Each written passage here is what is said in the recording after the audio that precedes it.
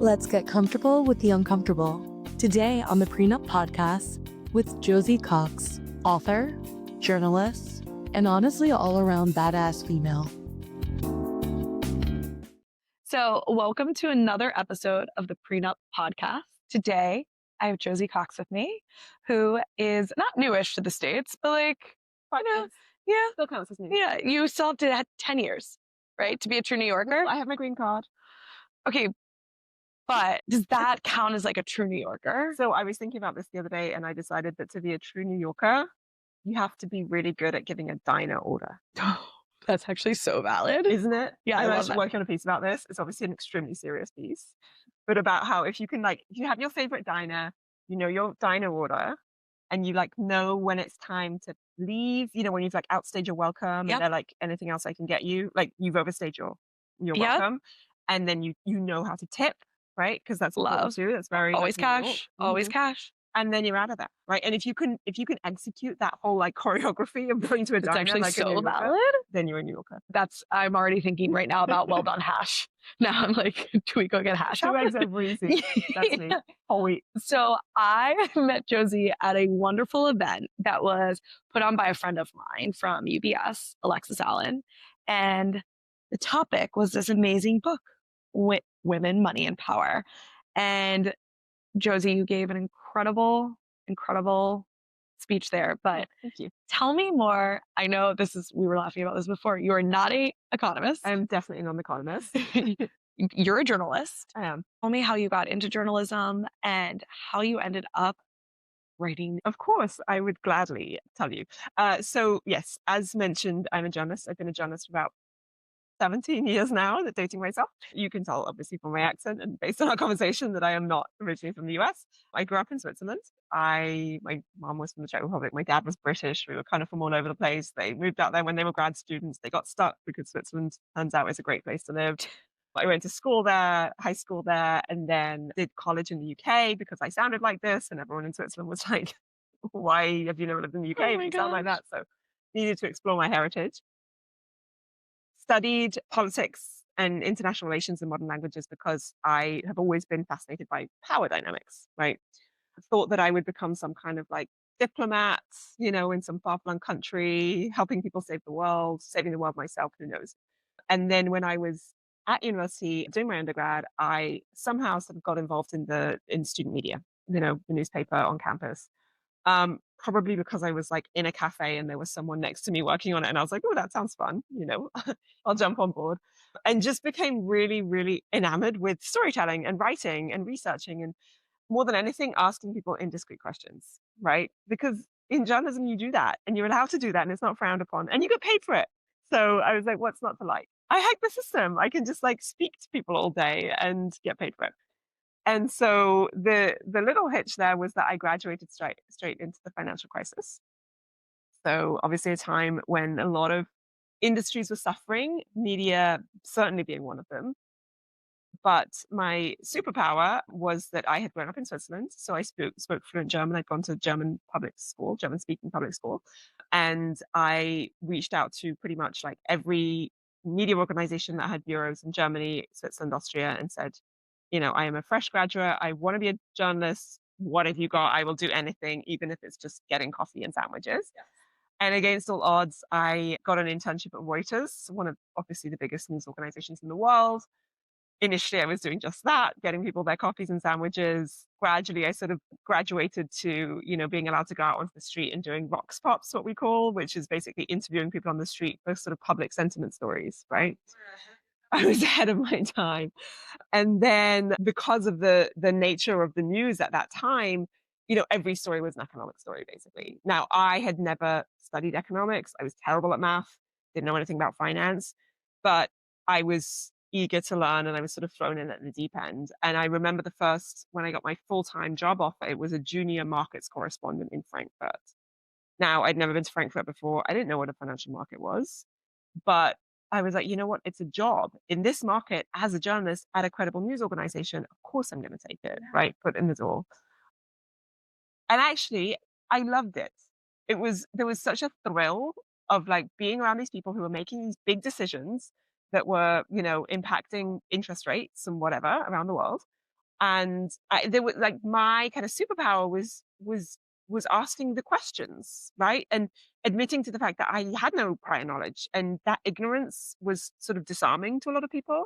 And I think as a result of that, I became a great networker and made an impression on people, because I think it was rare for journalists to admit that they don't know something, right? It's sort of our like human tendency is to prove how much we know, not to admit how much we don't know. Anyway, I'm not going to dwell on that because I feel like I'm going on here, but I ended up being in Frankfurt for a couple of years, wanting to move to London because I was dating someone in London, right? We've done it. And not my husband now, by the way, in case you're wondering. I know. Ended up moving to London, stayed at Reuters for a couple more years, covering bonds, very exciting. Investment grade corporate bonds, in case you're wondering. And then got hired by the Wall Street Journal, did a few years at the Wall Street Journal in London. And then at that time, really realized that the thing that I care about most is women in the economy and the gender pay gap, which was, still vast considering all the progress that we've made. A couple of things happened at that time. One was that I was at the Wall Street Journal when Trump's first presidency began, when he won that first election. And I was so baffled, like many people were, by the fact that a man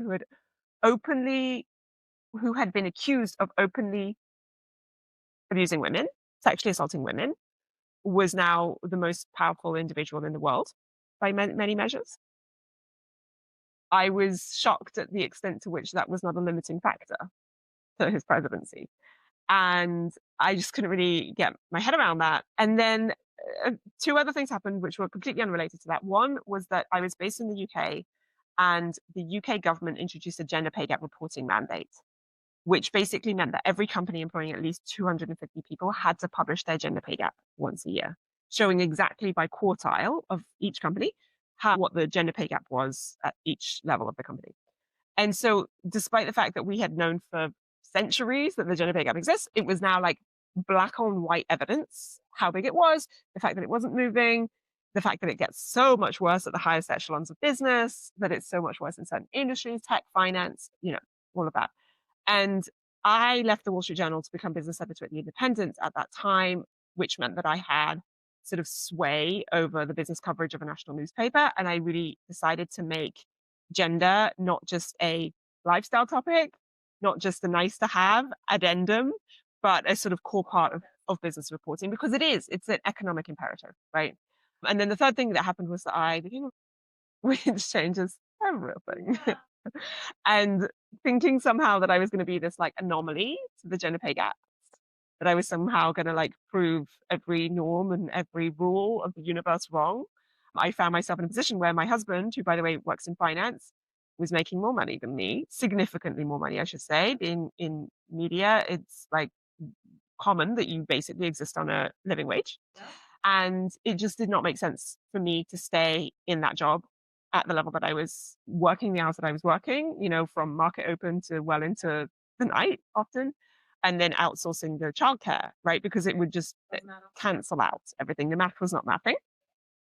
So I decided to go freelance at that point and realized that I fell squarely into this trend of women, especially at this point in their careers where they begin to have a family, taking a professional step back. It didn't feel like a professional step back because I was working just as hard, but I was making an accommodation. I was adapting, right?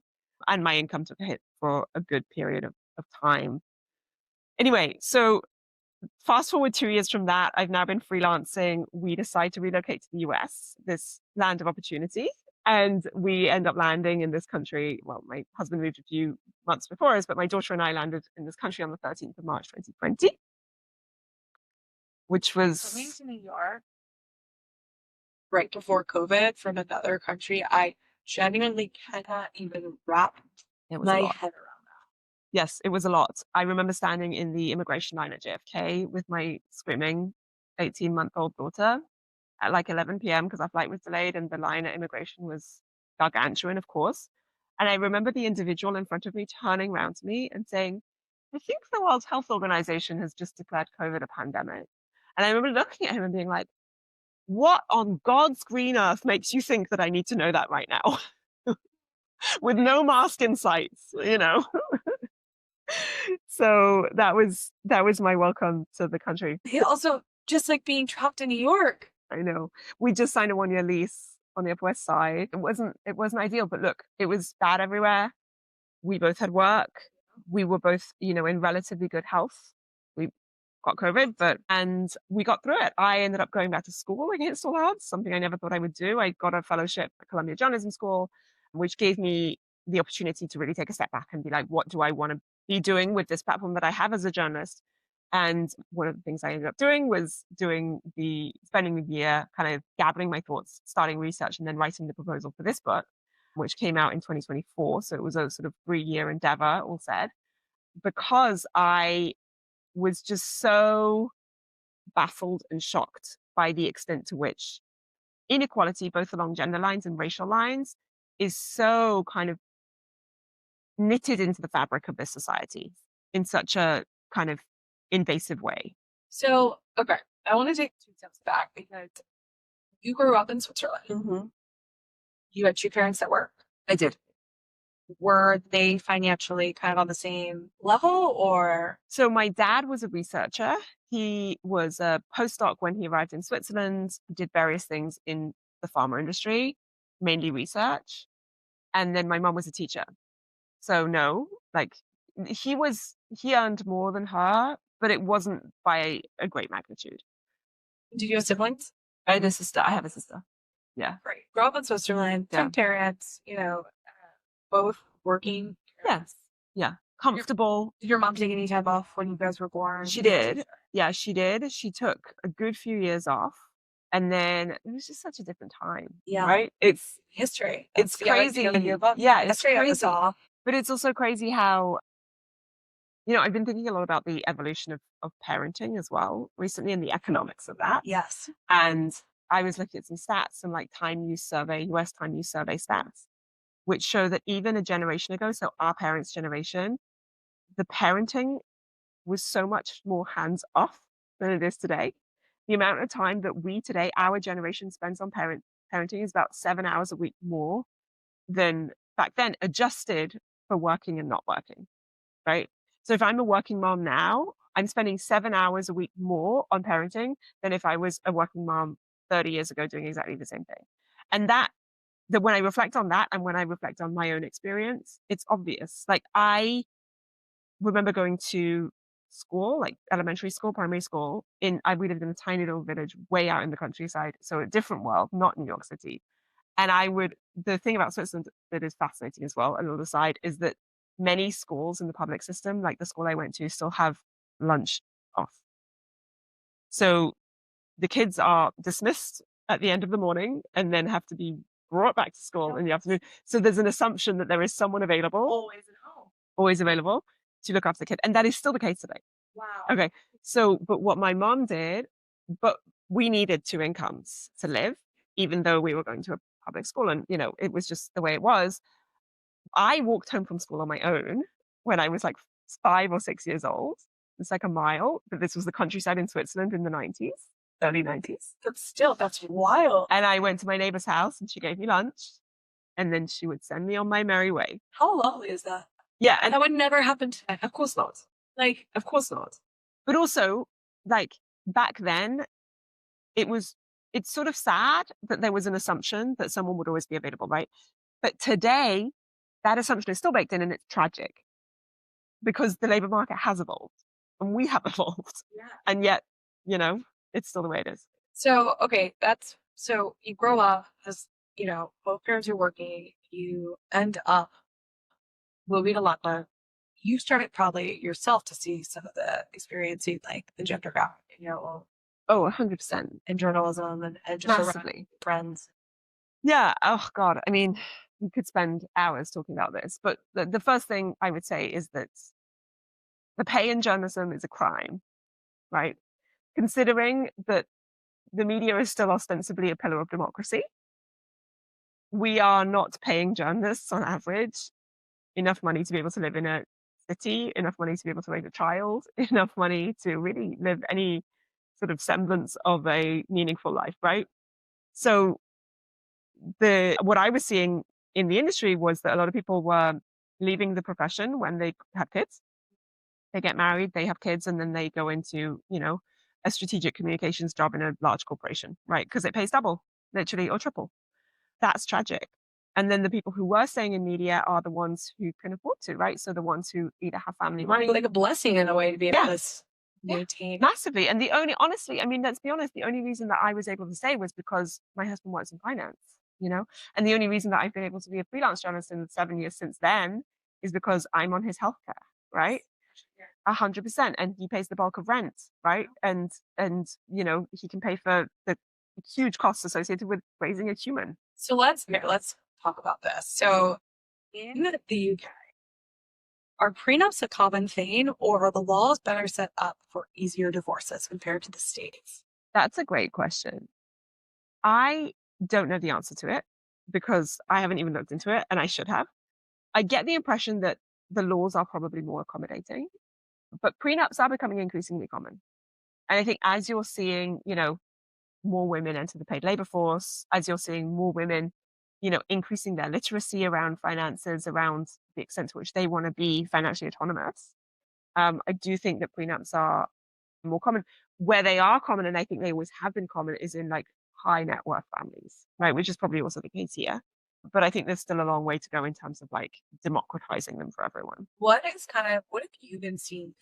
You did an article that was about women making just as much, if not more, than their partner, and kind of the balance dynamics of that, right? Yeah. Like, what's changing in this world? Because to that point, historically, if you base it on history, a lot of times it was a man, quote unquote, serving a woman a prenup, right? Like saying, hey, I need to get one, not to protect me. Yes. Yeah.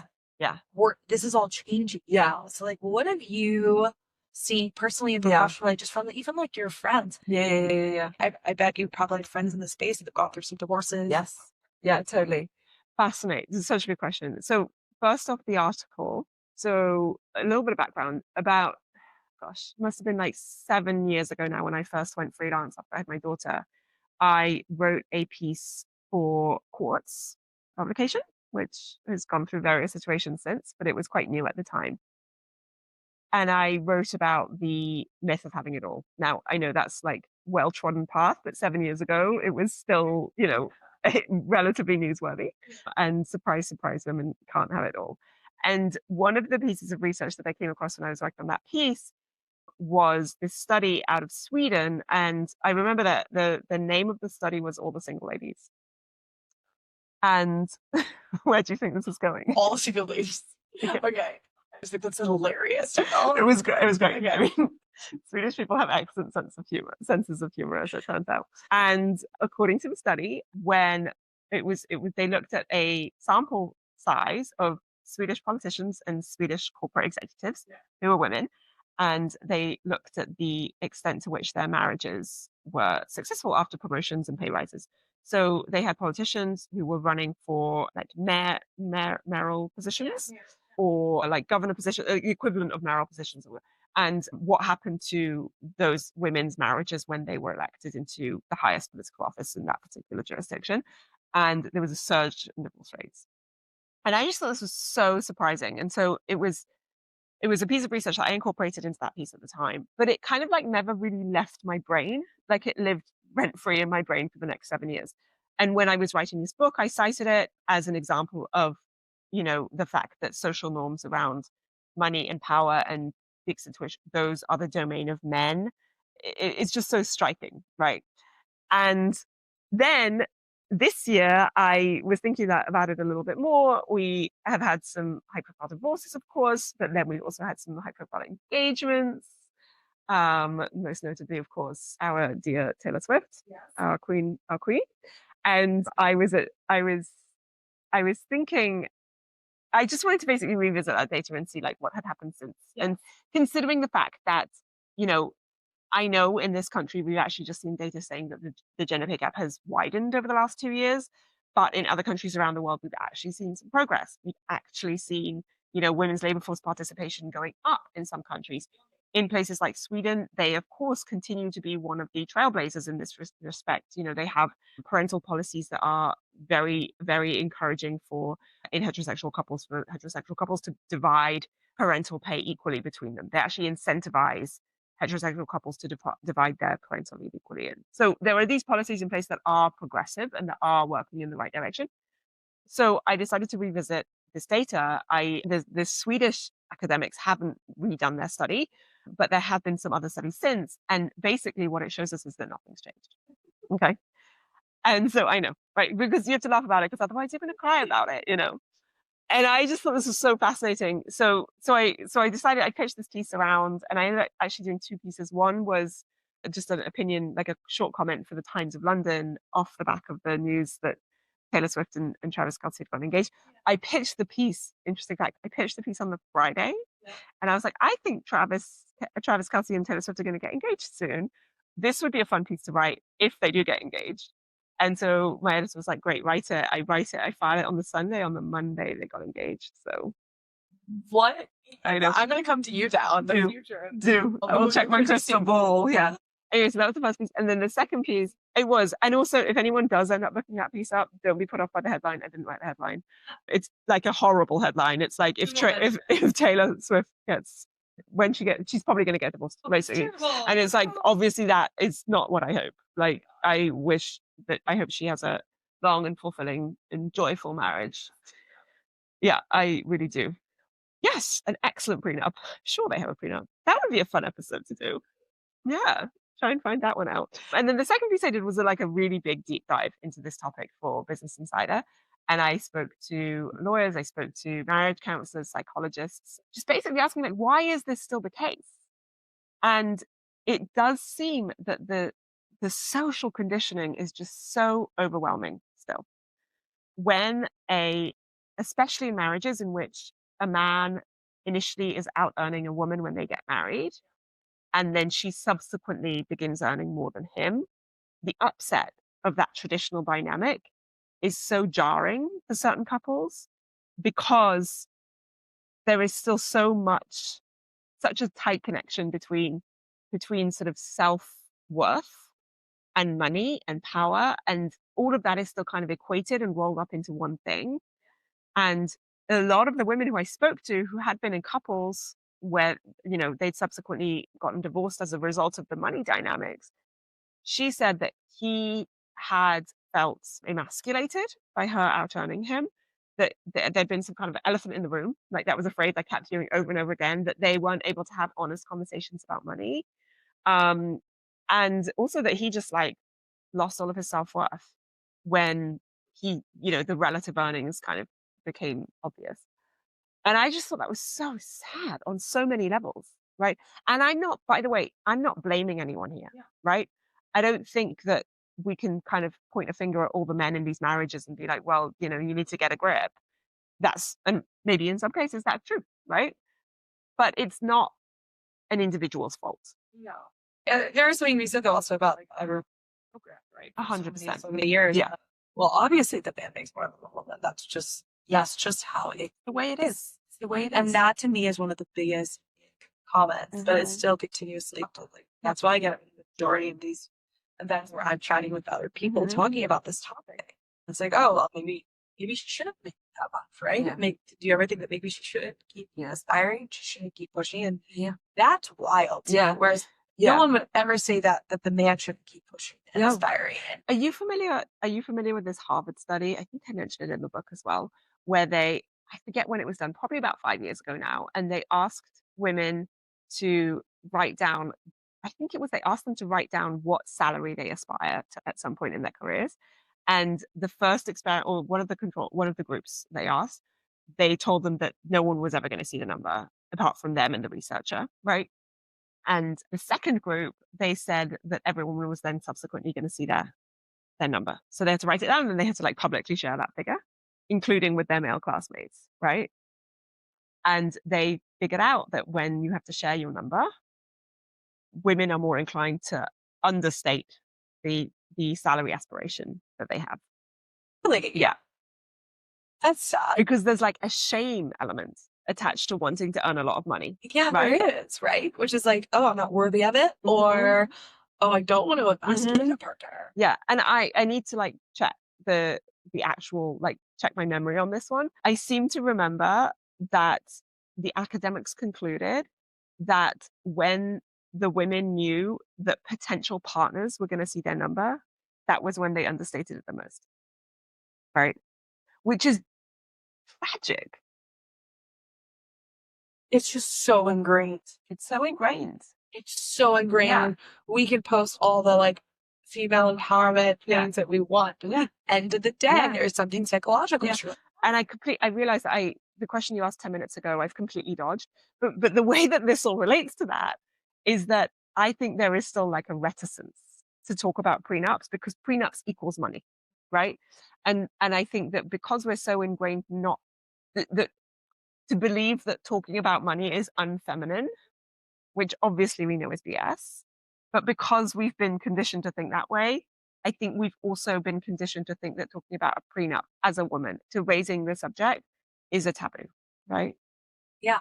Well, that's also one of the things with you, like the book, is basically the person with the money has the power. Yeah. In a relationship, which is so interesting because, like, no shit, but then I get, but that's not true. That's not always true. And then when you really kind of start plugging into that person, you realize, like, no, that's true across the board. Yeah. Whether it's like one relationship, a romantic relationship, or even just sometimes like a friend dynamic relationship, right? 100%. Yeah. Or in business even. Yeah. Oh, I'm reading a book right now that is kind of unrelated to this, but it's the Elizabeth Gilbert book. Have you heard about this? No, tell me. You know, the Eat, Pray, Love. Oh my gosh, yes. Well, I mean, I loved your first book, but like, have you heard about the second one? Is she okay now? Because she's not. I don't think she's okay. Well. Yeah, but I didn't try to kill her. Well, yes. I mean, I'm not gonna. No spoilers here. But her second book is a memoir about her relationship with her lover at the end of her lover's life, and I picked up this book because I kind of couldn't look away. Like I read an excerpt of it and I was like, wow, this is unreal. Like this is not at all how I imagined the Eat, Pray, Love lady to turn out, right? But so I came to it for that. I stayed for like the weird money dynamics. Yeah. Well, I think if someone comes into a lot of money very quickly, as Elizabeth Gilbert did, with thanks to the success of Eat, Pray, Love, like if you don't know if you don't anticipate all of the emotions and all of the baggage that comes with having sudden wealth, I think that can turn you all kinds of crazy. And the people that come up and the demands, the confusion, just the misunderstanding. Yeah, all of that. But also just the power. Like the power dynamics are completely thrown off.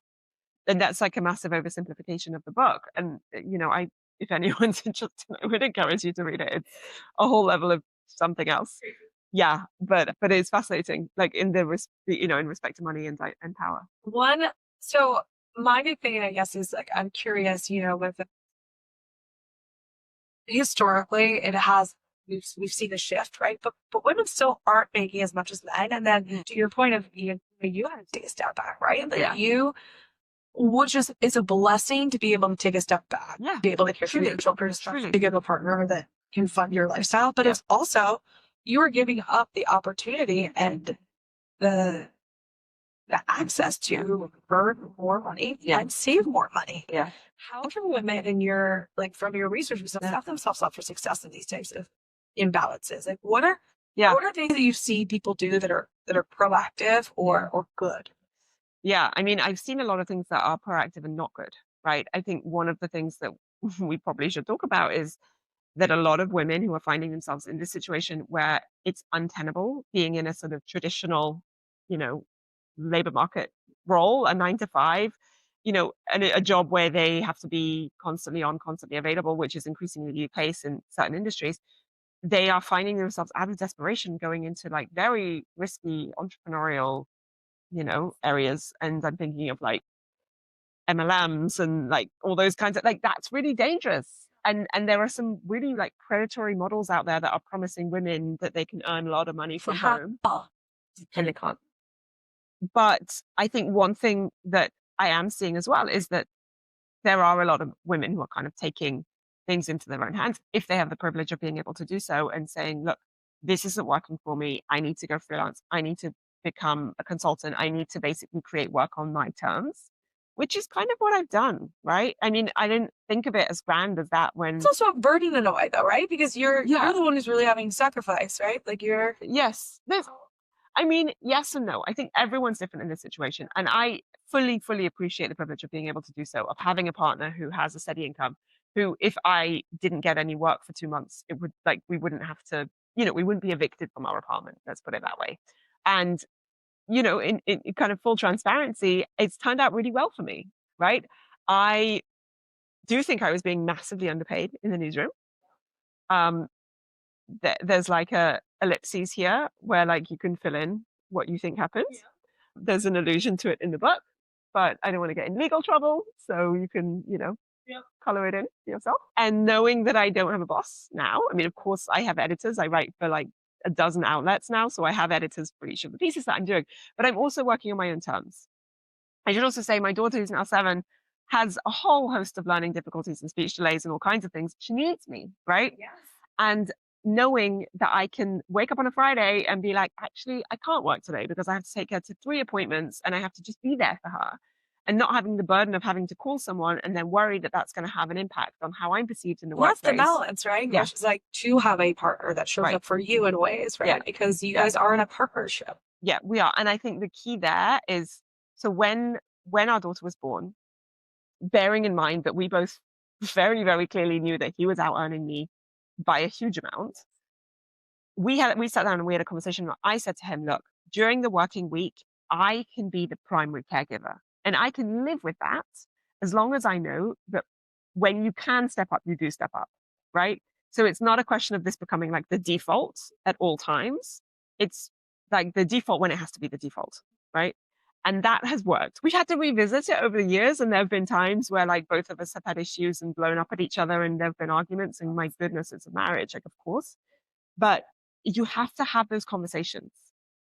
And the other thing I think that's really, really helped us is that I've been talking about unpaid labor since like the earth was created.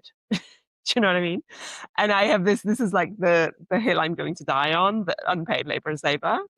And it's actually not unpaid labor, right? Because the work that I'm doing is contributing to our household. And the pay that he is getting because I'm doing that unpaid labor, yes. Right? So it's like, and I think that from pretty much from the beginning of our marriage, we've sort of had this communication that money is fungible, right? And that what I earn and what he earns, it goes into a pot and is our income. And just relating this back to the research that I did for the piece, the common thread that I saw in the couples where the marriage did not work, there was still this kind of possessiveness over money. How much are you earning? How much am I earning? Are we splitting this? Are we like, what's in your bank account? And again, this is a luxury. I appreciate that our situation is a privilege, but we have joint bank accounts. We pay, rent, we pay school fees because my daughter goes to private school.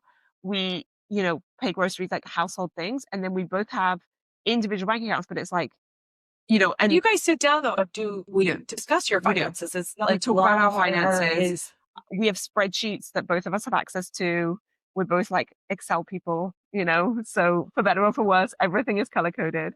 And if one of us, we have our individual spreadsheets and then we have joint spreadsheets. And if one of us wants to see the individual spreadsheet, that's always a given. Do you have a wealth advisor or any tools that you use, apps, anything that you were like, wow, this is great for us? We have a wealth advisor in the UK, and I have a funny story about that. Funny as in like terrible. Okay. So when I first went freelance, my taxes were a nightmare. Okay. Because especially after we moved to the US. I was literally so scared for this year. I've already emailed I got a crazy bill.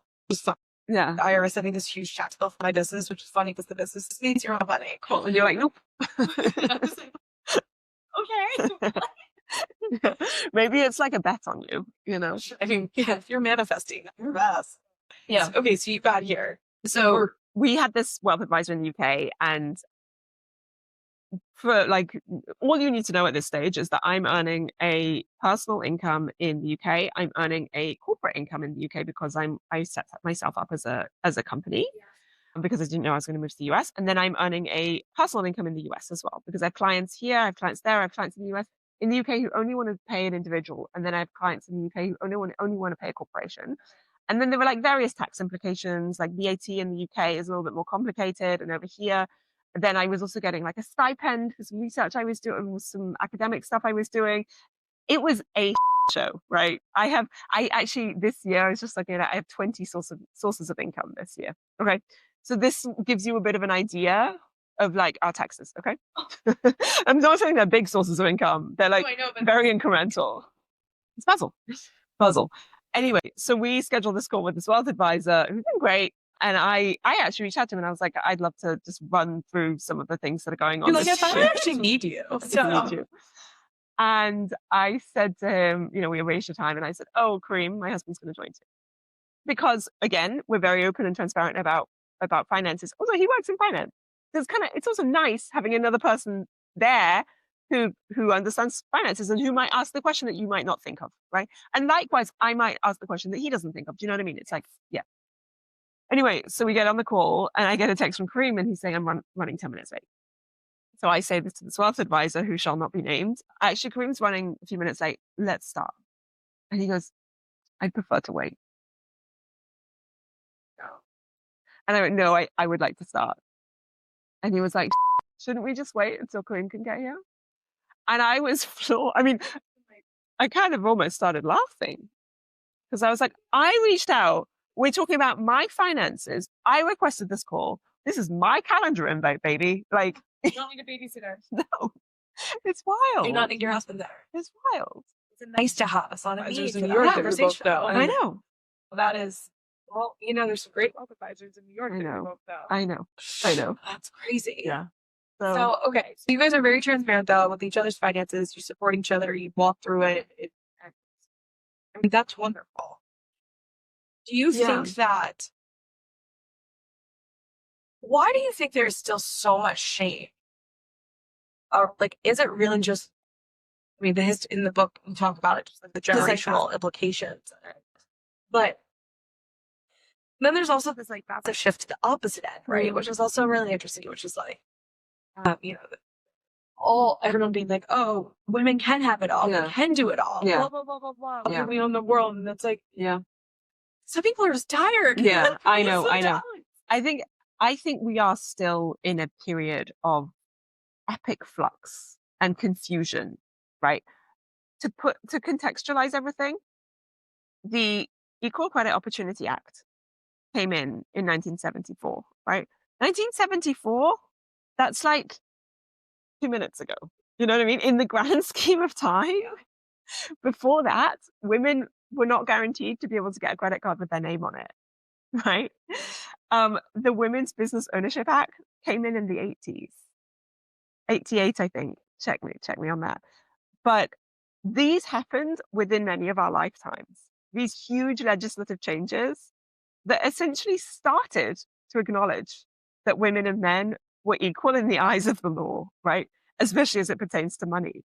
And so, in a way, of course, it's frustrating that we're still kind of in the grips of all this social conditioning, but it's also really not surprising. If we're being raised by a generation, or if you and I were raised by a generation of parents who were still forced to live by, the standards of a time gone by, then of course it's not surprising that we're still trying to like shake off these preconceptions and biases, right?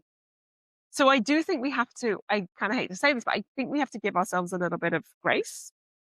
At the same time, I think that there is something to be applauded about this push to like, the girl boss and like the empowered woman. Can't believe I just said that. But you know what I mean? The notion of the empowered woman. I think personally, I don't think the message always lands in the right way. Yeah. I don't think, to me, like the pink girl boss branding does not resonate. That's not me. I don't feel inclusive. I don't feel included in that. I find it quite patronizing.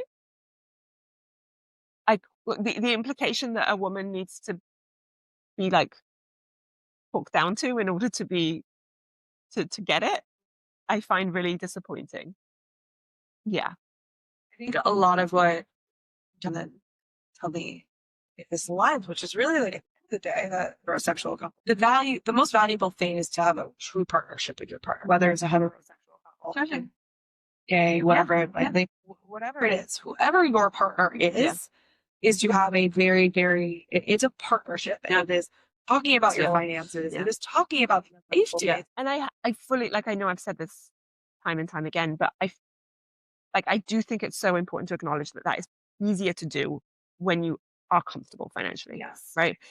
I've been learning a lot about financial trauma, which is not something that I had previously engaged with in a meaningful way or in like a conscious way. Yes. But I think that there are an awful lot of people who have experienced really kind of financially horrendous challenges.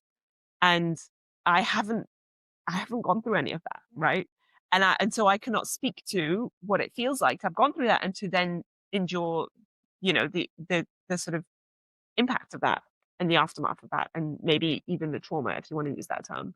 Well, maybe your next journalistic pursuit could be about people with or without prenups, and what does it look like to, how does it look when you go through a divorce, especially in the city of New York? Oh gosh, With children involved. Yeah.